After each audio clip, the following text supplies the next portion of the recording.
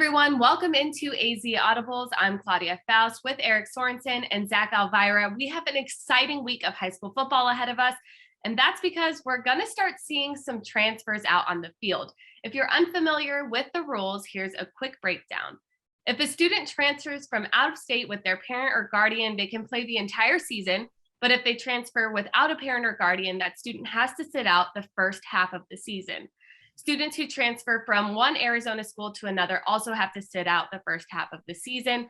Now, in-state and out-of-state students have the option to present a hardship case, but Eric, that's kind of a gray area, isn't it? Yeah, guys, I think everyone thinks they have a hardship. I mean, little Johnny got yelled at by a coach. Little Johnny got picked on at school, so therefore it's a hardship. I don't know. That's not my problem. That's the AIA's problem. And speaking of problems, the one word that the AIA hates hearing is recruiting, and it's happening a lot. Not necessarily by the coaches. Is there a little bit of tampering from some coaches? I'm sure there is, but the big, problem for the AIA is kids recruiting kids, and part of that trickles down from the 7-on-7. People make friends from other schools, and then player A says to player B, hey, you know what? We had so much fun this summer. I threw you 18 touchdowns in one game. Why don't you just come across town and play for school A, thus leaving school B blinded in some cases? The problem's not going away. That's the problem. I feel it's only going to get worse. And I think if you're the AIA and you really want to lock down on these super teams being formed, if a player wants to transfer from one school to the other, forget the 5 games, have them sit out an entire season. Yeah, Eric, I think I'm going to disagree with you there. I don't think that the first transfer should result in any sort of penalty.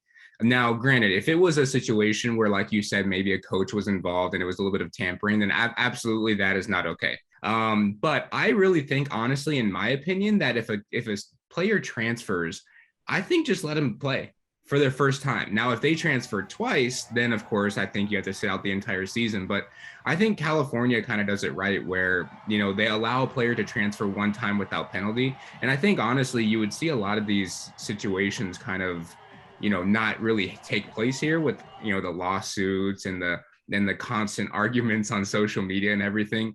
Well, I can tell you guys are kind of a house divided. I don't know if I can really be the one to settle it.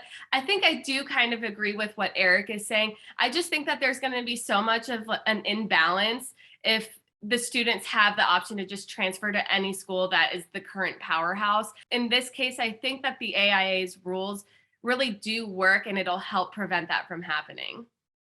So here's my question to both of you then. Would you consider maybe putting a roster limit on some of these varsity teams? I don't really think that's fair to players in the program that are made their way up from their freshman year to varsity. Just because you might not be the elite talent that this other player that wants to come in is, are coaches going to just give up that roster spot for the people in their program? Again, you maybe solve a problem, but in hindsight, you might just be creating another. Well, now I agree with Zach. I actually kind of like the idea of a roster limit just because it adds some sort of cap and will hopefully provide some balance for teams across the state.